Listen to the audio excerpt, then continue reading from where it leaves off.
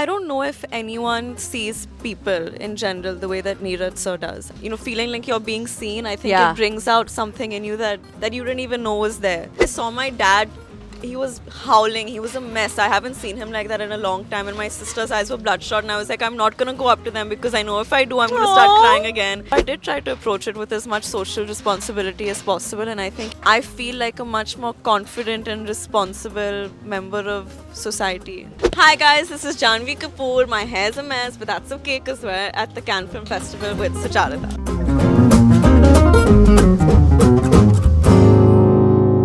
We have chosen the windiest day I in know. the whole year to conduct this interview in France. And the windiest location in all of France, I feel, this rooftop at the Palais. I know, right? Like, but this is the access I have, so this is what I'm gonna do. But you have the best spot. Like, I've been doing these interviews everywhere else, and this is the least windy spot that you have, and the sun's on us. The sun has thankfully, mercifully come out. Janvi Kapoor, hi. Hi, Sucharita. How are you? I'm great. It's really nice to see you. So good to see you. Welcome to Cannes. Now you've been here, what, 3 days now? Yes, 3 days. Feels Take- like 10 Feels like 10. because we've done so much. That premiere was really great yesterday. Yeah. I was in that room. It was a very emotional room. Yes. You walked up, you did your thing on the stage, and then everyone was crying after the film. Who was crying? Who all were crying?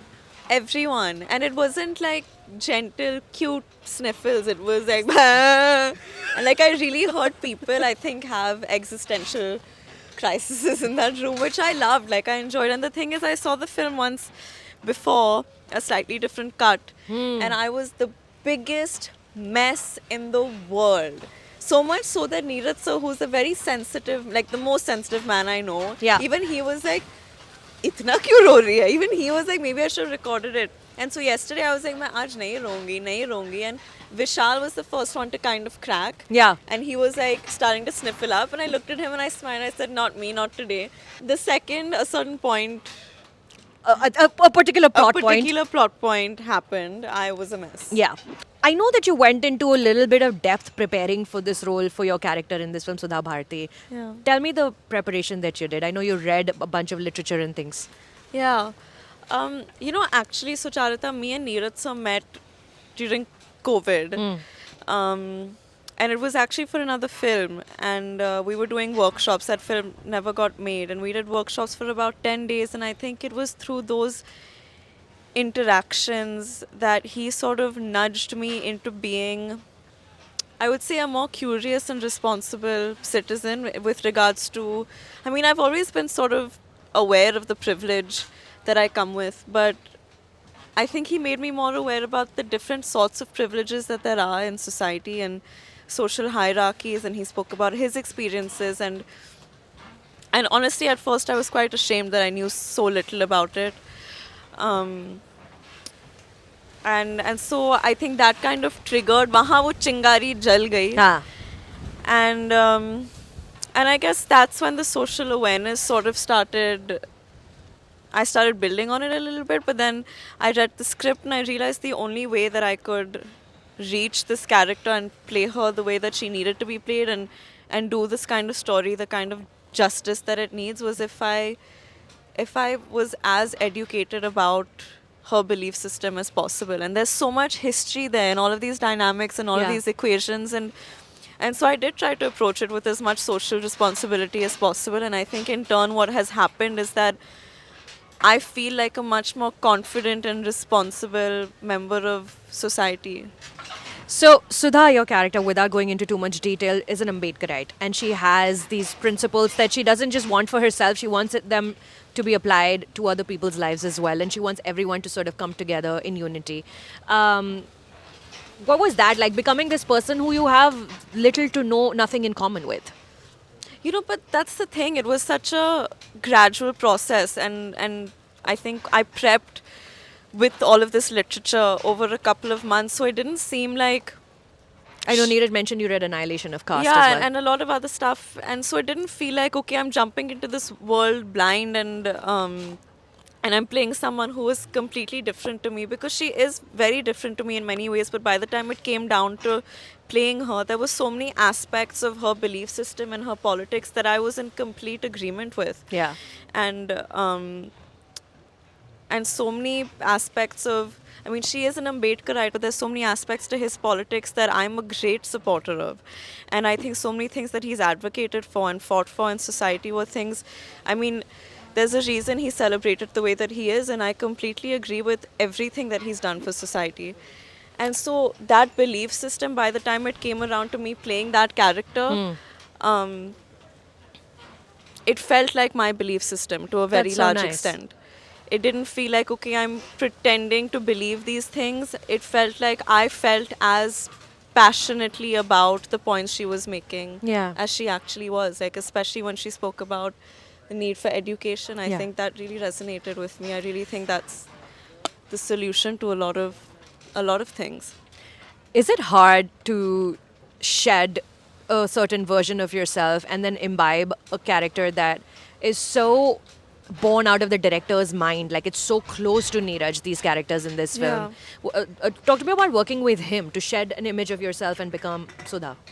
I don't know if anyone sees people in general the way that Neeraj sir does. I think he really sees you, and it doesn't just mean with his characters. I think he could speak to you for 5 minutes and he'll really see you, and that sense of being, feeling like you're being seen, I think Yeah. it brings out something in you that you didn't even know was there. Yeah. And I think he did that for all of us, everyone on set. And when he first spoke to me about the role, we'd already spent a good amount of time together. Yeah. We had done this whole audition process for the other film that I spoke to you about before. You had auditioned for him for the other film that never got made. Well, I don't know if it was, we did these workshops and we did sort of an audition tape. But yeah, so the first thing he said to me with regards to this script was, you need to abandon all sense of vanity. You need to walk to the character. She isn't going to come to you. Yeah. It needs to come from a lived in experience that obviously you haven't had.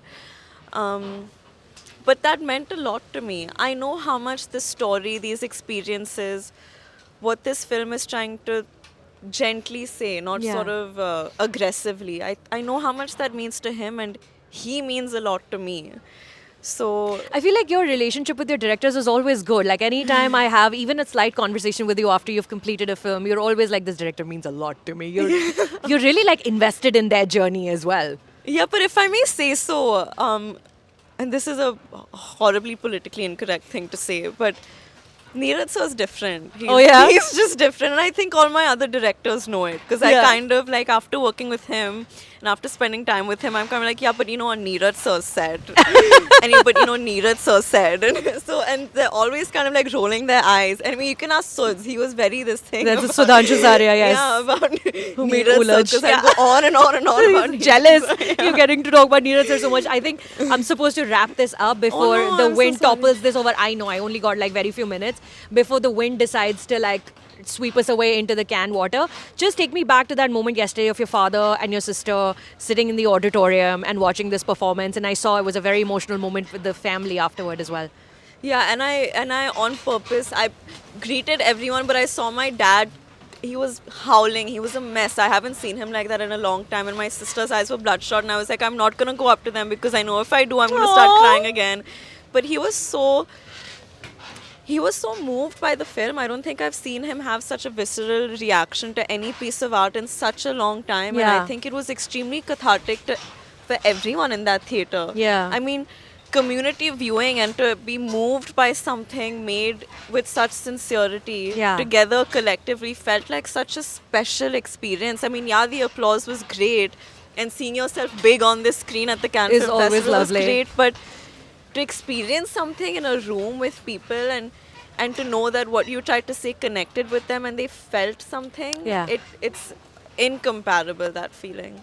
Well, more power to you, more power to this film. I Thank really you so hope that much. people in India get to watch it soon, and I hope this travels the world. I know I there's hope so too. Martin Scorsese is attached to it, so one hopes that there will be an international viewership as well. I hope Congratulations. So thank you so much, Sucharita.